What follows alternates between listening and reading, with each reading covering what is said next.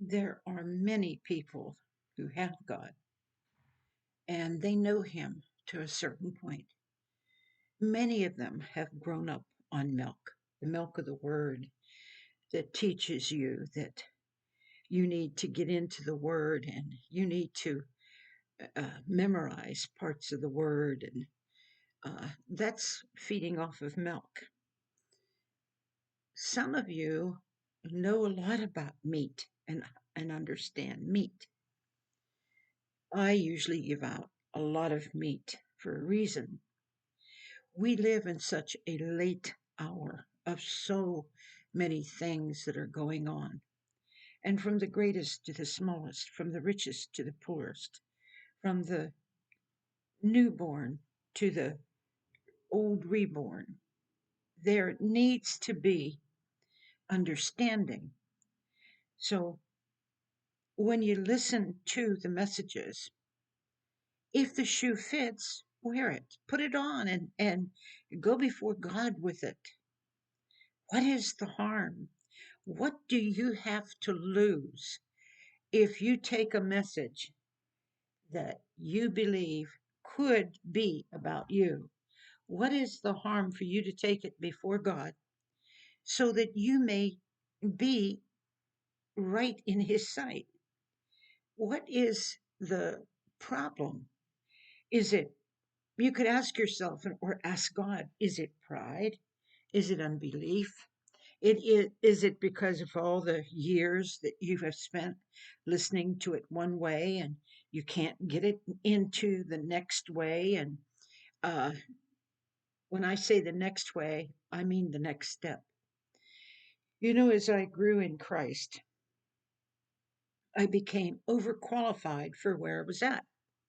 I was very comfortable at times, and as I was growing, and when I hit that comfort part where I didn't have any troubles or anything, I knew that I had to go on to the next step.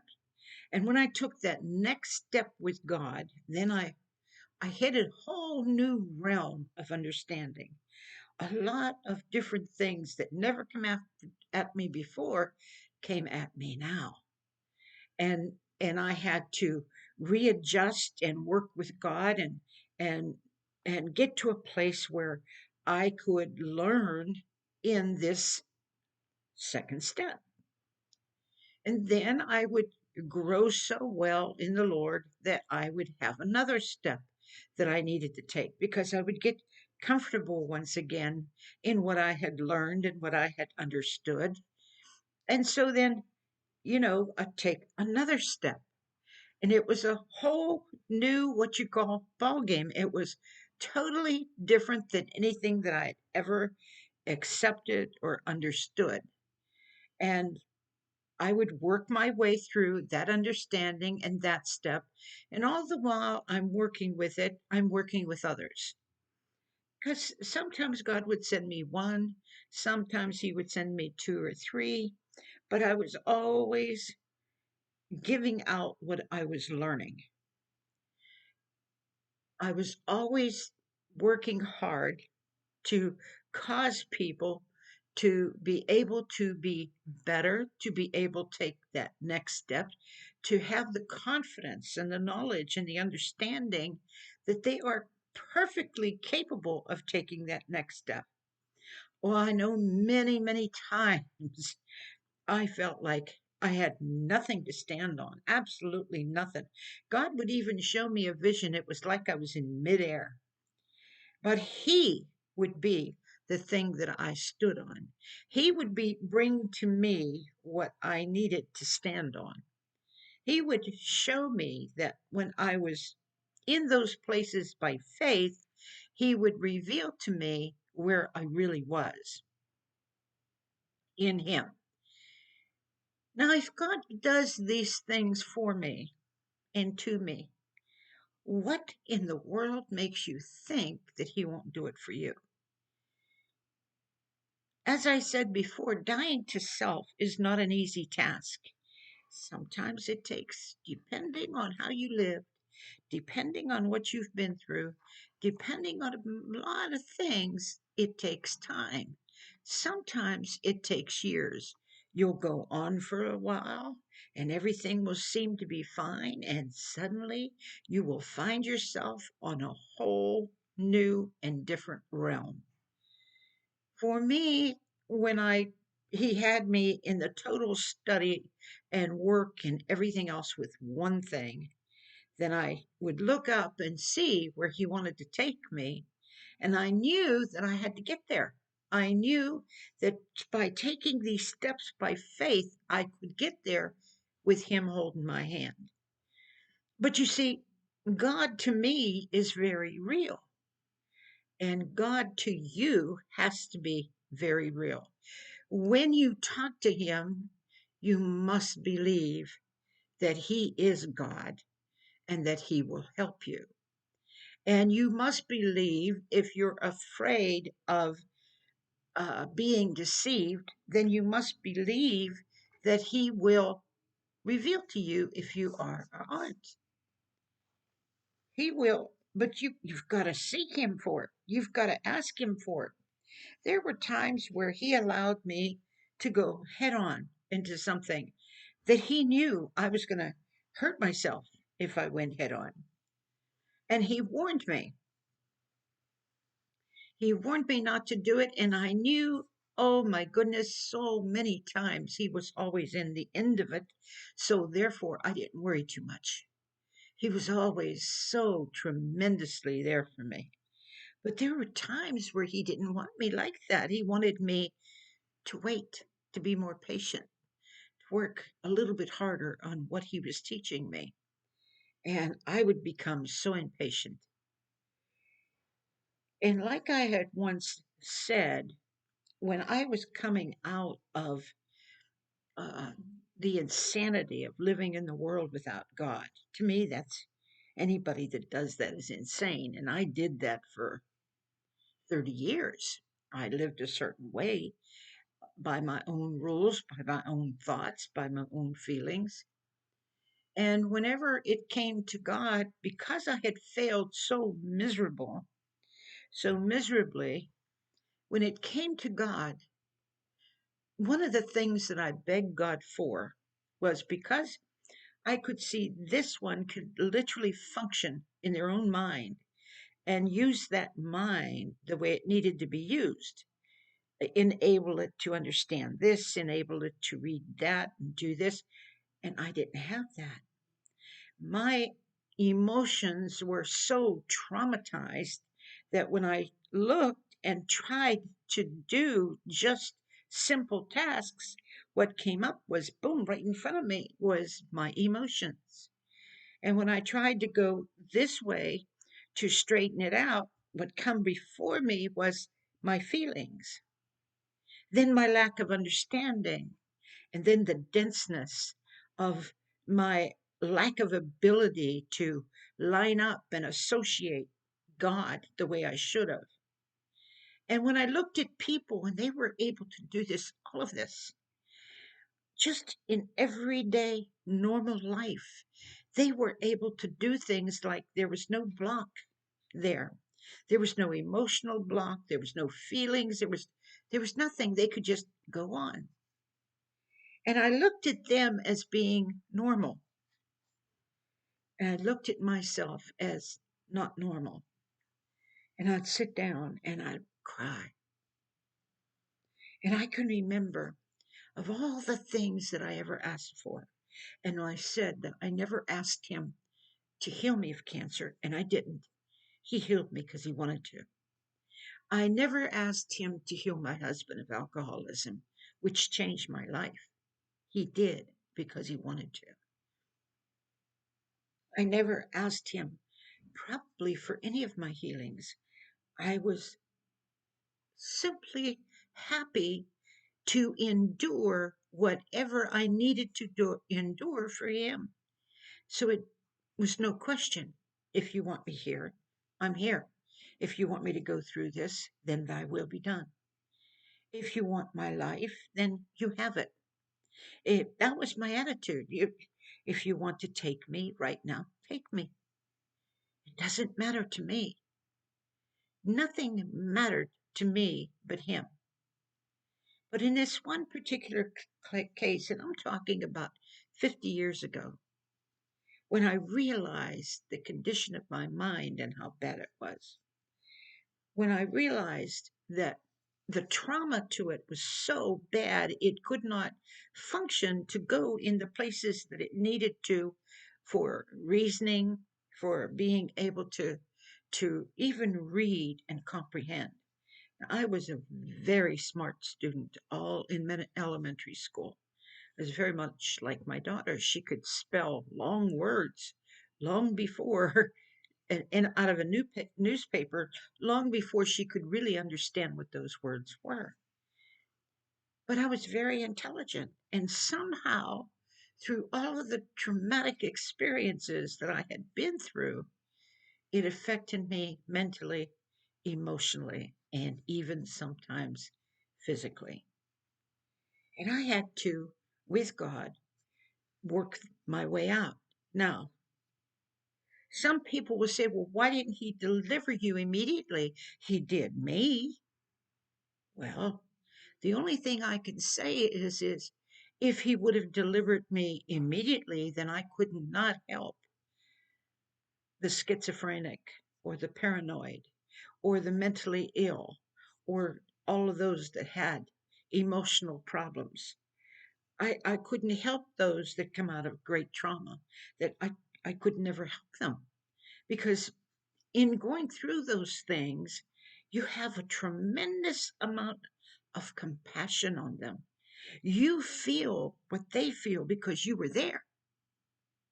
Just like cancer, you look at a person with cancer and you remember how devastating it was to have cancer,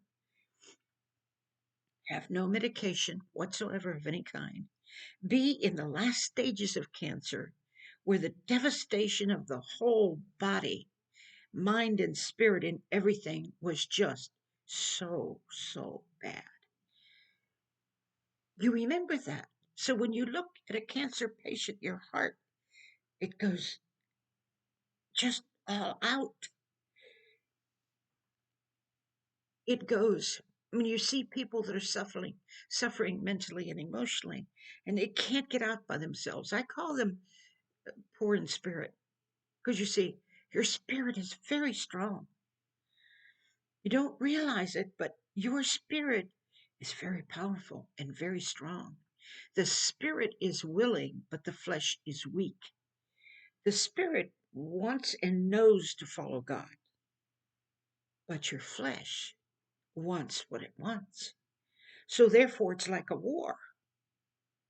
It's like a constant uh, thing where you have to try and line up to what you know is right and true, and then your spirit kicks in. Your spirit can help you. But when a person is poor in spirit, they've never ever had the ability to even protect themselves. You know, to be able to fight back, to be able to stop somebody, I didn't have that. All I knew was to take the beating. All I knew was to endure. I didn't know anything else. I knew no other way. So it was to die to the flesh was probably easier for me than it is for some people because I had no real arrogance or no real pride in me or no real, I know I can. I didn't have that. What I had is the inability to stand up and fight. So when somebody hit me on the right cheek, I automatically turned the left, even when I didn't know what I was doing. Because that's the way my mother was, and that's the way I was brought up. I don't know who this is going to help today, but I know every experience that I've ever been through, I went through those things so that I could help someone like you, whether they are great or small. People do not realize money is not everything. It doesn't make you happy. It doesn't give you everything. It doesn't change circumstances, situation, and it changes nothing in here or in here. And there's a void there. where you can't have peace because you don't have God in there and you don't know why. Why was I driven to bash my head into a tree? Why was I driven to take my head and bash it into the walls and bash it into the ground? Because the feelings and the things that I was seeing were so bad, I couldn't bear them any longer. And I would rather die. I would rather, you know, it would be like if you want this to quit hurting, then cut this. If you want this to quit hurting, then hit this. And that was the way I was. When God came to me and revealed himself as my father, he did not come to me as anything else. He called me by name. And he said, I am your father, and I am in heaven. And something inside of me, in spite of everything, knew that this had to be God.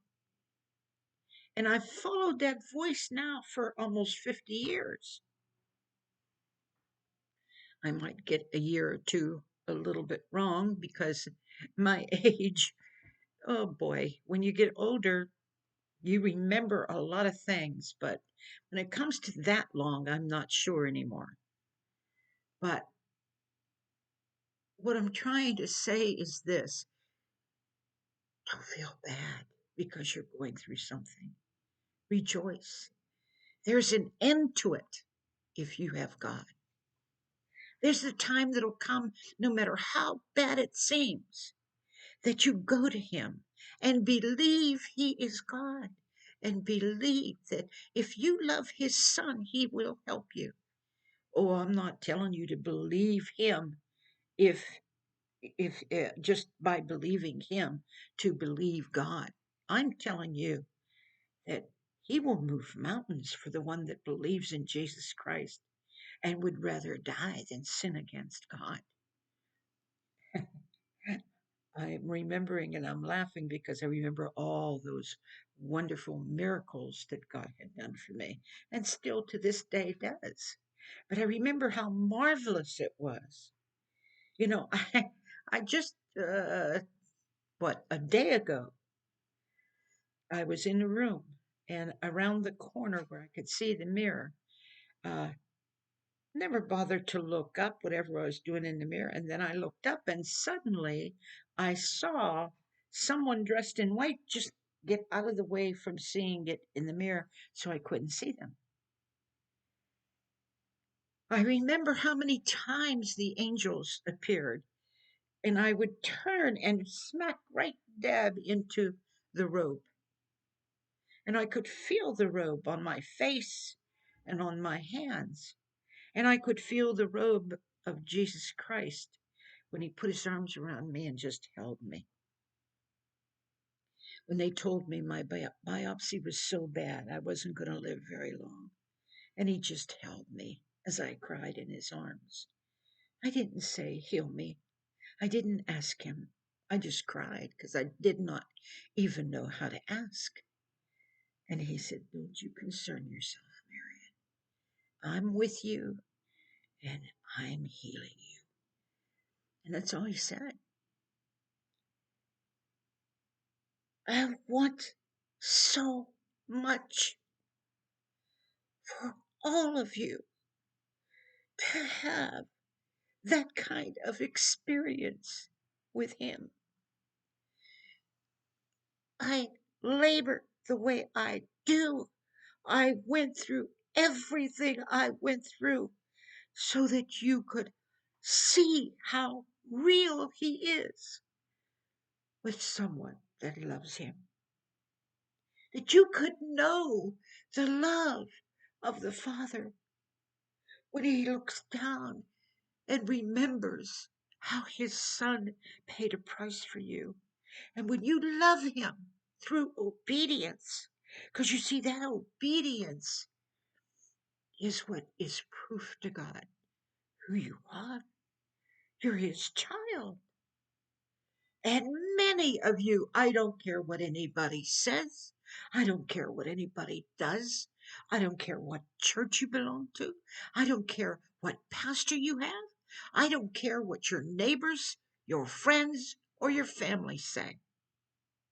God, the Father, loves you enough that he gave his Son. I don't care how many times you've heard the same story. Jesus Christ died for you. He gave you life on a silver platter. He gave you life like this, a gift to you. How can you choose same old, everyday life? Me, when I found myself choosing the wrong thing, oh, I would go down like a ton of bricks. We're talking 45 years ago. We're not talking about now. Some of you don't get it. You'll write me things that as though you should go back and listen to the video again before you write to me and find out I did not say what you thought. But I would go down and want to die. And in seconds, his hand would just lift me up and he would smile and he would say, "Come with me and sit in heavenly places. Come with me." Dragging those feet that felt like 500-pound weights. Come, Marion, come. You can do this in me. And inside of me, he put a "I will walk," because God says, "I will walk." And I walk today. I don't know how long it took, but I know when the enemy said, "It's so bad. How can you?" It hurts, the agony. It hurts so, so bad. Everything in me was saying, I will. I will do what God called me to do. If I die, I will do it. And this is what you need. This is the determination. And when you don't have it, and when I didn't have it, oh, that's the times I begged. That's the times I cried. That's the times I said, "Oh God, oh God, help me to be that way. Help me to do it right. Don't let me make a mistake with any one of these souls because you died for them. Don't let me do what's wrong with them. Don't let my messages be corrupted by the flesh. Don't let that happen, Lord, because I would rather die than do that." And his spirit, he would always come and reassure me. He would show me how many times he would check my mouth. Don't say that. How many times he would talk to me and say, "I know what you want to say. Don't do it." Ask yourself, what will it bring if you said? Will it bring people to listen to you? Will it bring, is it what you're looking for? Are you looking for people to understand you, to know you, to think? Or do you want to give something for them? Give something for me, Jesus. I question my every thought. I questioned my every deed and took it before him for years before I ever dared to speak to anybody, so that when he would come, it would flow. Now, if you want that, understand you cannot be like me. You cannot pattern yourself after me. You might do these things and still be you. For God doesn't want you to follow Marion Lynch. God doesn't want you to be like Marion Lynch. God doesn't even want you to do what I do. But God wants you to see a reality in my life so that you could see the reality in your life. That's the key. He wants you to see where He is in your life. He wants you to see how beautifully and wonderfully He made you in intricate, beautiful detail. I've talked often about how when His creation reacts and thinks and feels the way He created it, how much pleasure and freedom and love He has with that soul. That's why as your soul prospers, so will you prosper. He will pour out His blessings upon you. He will have His angels take charge of you, just like He says in Psalm 91. He will do those miracles that you need. When you can't see and you could get hurt, He'll stop that. When you can't understand and you might get hurt, His angels will literally take charge because you love Him. And I'm telling you, some of you women in the Lord are beautiful women of God. I could see it. I could see it on your face. I could see it in pictures. I could see God's glory in you. But you're not like me. You don't even think like me. But oh boy, you're you. And the beauty of the Lord shines upon you. I don't care what age you are. I don't care how young. I don't care how old. But I've seen it just the way I have had the pleasure of seeing it in men. The beauty of what God created. Some men are Christ like without ever knowing Jesus Christ. And then they go and find out. But all the time that they're going there, all the time that's happening with them, there's always someone that has this finger that says, no, he's not where he should be. No, she's not doing what she should be doing. No, they should have done it this way. You'd have done better if you did it this way. And guess who does this? He accuses their brethren day and night. No, you had this and you did this. What business is it of yours? Because God may have called me to do this before He got me to this, or I may have already done this and you're over there. How much pleasure does God have in that when you obey the enemy? How much joy can He have that you love to destroy? How much? How much pleasure can He have? He said, if you succeed in destroying somebody and someone dies, what joy does He have in their death?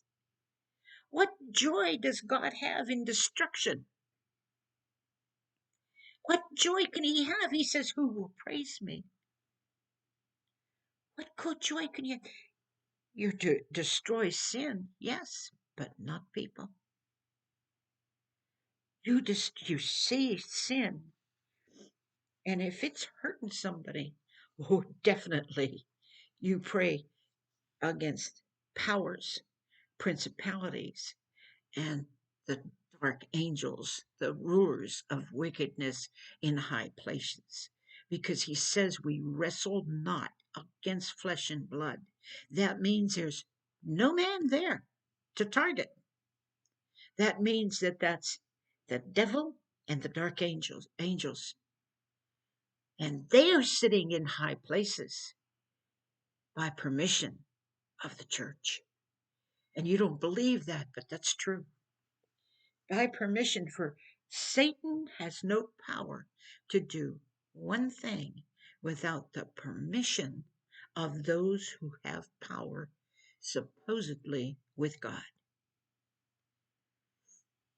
You could face the worst enemy on this earth, and it's not half as bad as facing someone who thinks they have God and doesn't. I hope some of these things that I've told you make sense to you, for God knows why I'm saying them. I have no idea.